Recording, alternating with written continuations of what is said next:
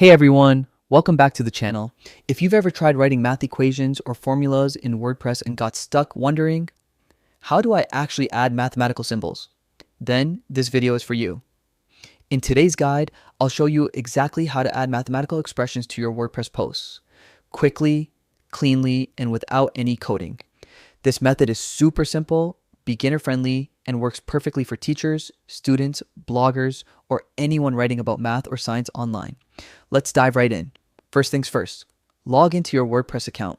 Open your browser and go to the WordPress homepage. On the top right corner, click Login. Then choose Continue with Google and pick the Google account that's linked to your website. Within seconds, you'll be inside your WordPress dashboard.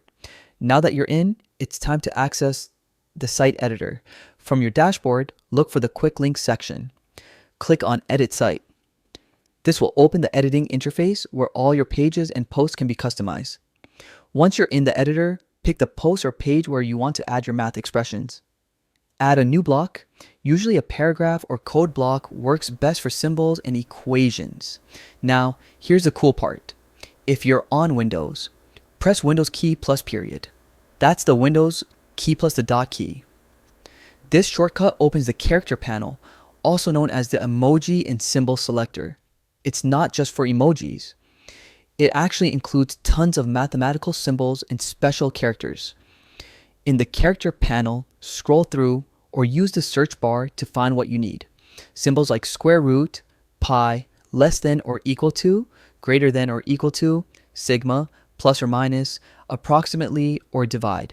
Just click on the one you want and it'll be instantly inserted into your WordPress block. No plugins, no extra tools, no LaTeX code. Want to add more symbols? Simply repeat the same process. Press Windows plus period, choose the next math symbol, and insert it where needed. You can use this trick anywhere, in posts, pages, or even product descriptions if you're running an educational or science-related store.